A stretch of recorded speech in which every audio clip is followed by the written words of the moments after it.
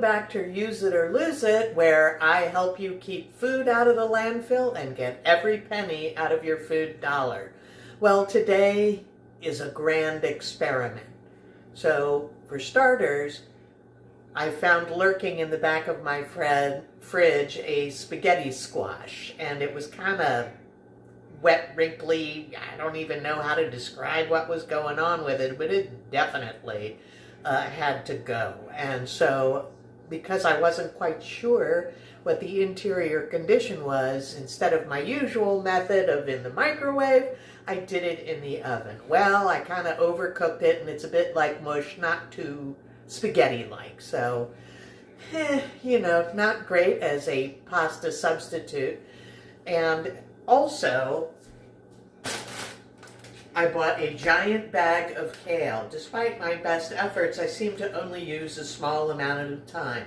A little bit in an omelet, some in a soup, etc., etc. So I'm like, wow, I need to make some kind of casserole or something to use up a lot of this before it goes bad, because you know what kale smells like when it starts to go bad. So I started thinking about possibilities, and I kind of came up with an idea. We're going to see how it plays out. So I am going to mix the spaghetti squash, a bunch of wilted kale, some sautéed onion and mushroom, and then it's going to all be held together with a combination of cottage and feta cheeses. And to that I added Turkish seasoning, which I get from Penzeys, because I just love how it goes with, like, everything. I don't even know how to describe it. So I've already done quite a bit in advance. I've got my oven preheated to 400 degrees. I've cooked the mushrooms and onions and the kale, and now we're going to mix it all together and throw it in the onions. So sorry you didn't get to see all that prep work, but hey, now the video is shorter. Yay! Okay, so we're just going to put it all in this pan where I cooked the mushrooms, onions, and kale. We're going to use that to mix it all together. And because the squash was kind of soupy, I kind of let it drain while I was doing all the other stuff, so you can kind of see how it's just a big lump. Oops. Anyhow, we're gonna dump that in. Start somehow magically getting that to all mix together before we mix in our cheeses.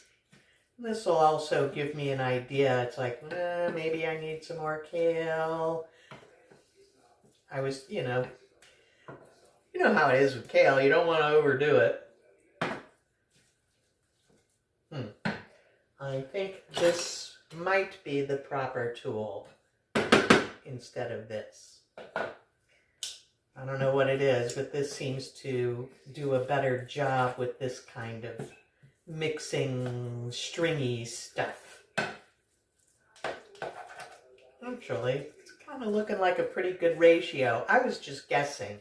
If I had to guess, so this spaghetti squash was about one small one. It was pretty small, and I already ate some of it, so, a couple of cups of that.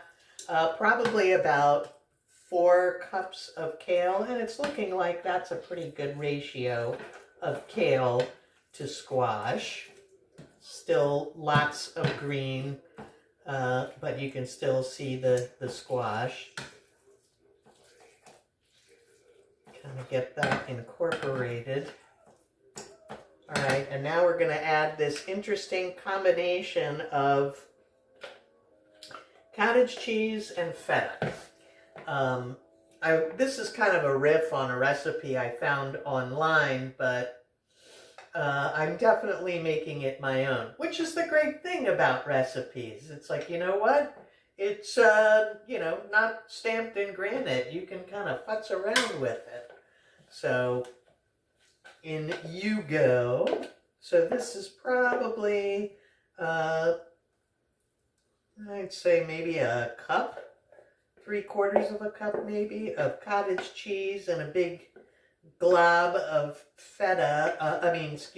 goat cheese. I meant to say goat cheese because I had a log of goat cheese in there and I need to get that used up before it starts going moldy. And so it was probably, I don't know, 3 ounces, 3 ounces of that. So now we get to mix this all too. Oops. As per usual, something jumped out of the pan. If you regularly watch my videos, you'll know that happens every time. I'm happy to say that thanks to draining off that spaghetti squash, it's not turning into a big mass of soup like I had feared. It's actually combining quite nicely. So it is definitely moist. It's definitely cheesy. It's going to be more cheese than anything. But that's okay because, cottage cheese is a great source of protein. And so this can be a meatless meal. And you still get your protein as well as the benefits of the kale. All right, that is pretty well mixed, I think. And it'll come together even more as it cooks. So now I'm going to throw it into my favorite 8x8 square pan because it's not a ton. And I sprayed it with a little cooking spray because that just keeps the food from sticking. It's easier to get out once it's done.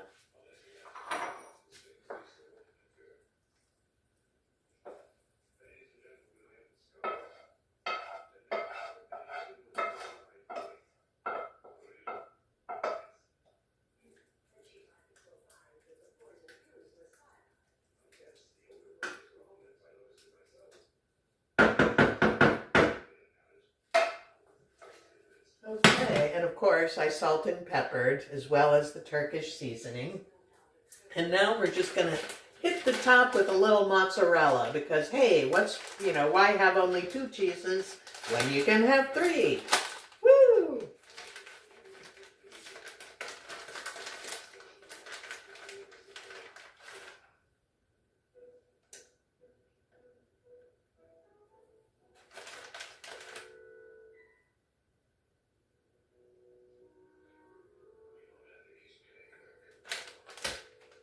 Okay, so here it is. Whoops, out of the way, you. Here it is, ready to go in the oven. You can see from the side, it's very cheesy. It's all, the spaghetti squash and the kale have kind of disappeared into the cheese. So we're going to throw this in our 400-degree oven for about 30 minutes. I'll probably check it at 25. Just to be on the safe side. Oops. So I'll see you back when I pull this mysterious combination of stuff out of the oven and we'll see if it's a hit or a miss. Stay tuned. Okay, it's been 30 minutes, so it's time to see how the experiment turned out. I did check it at 25 minutes and I'm sad to say it was still pretty wet. I'm not quite sure how it's supposed to come out. It's supposed to be like creamy, so we'll see. Woo.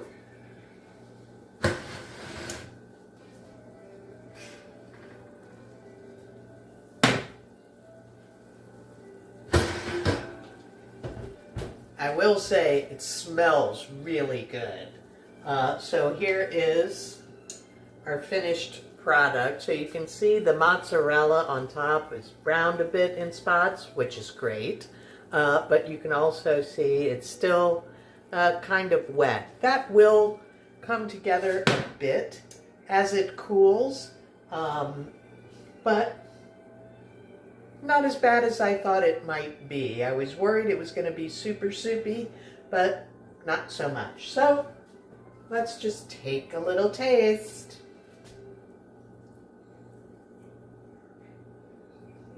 super hot.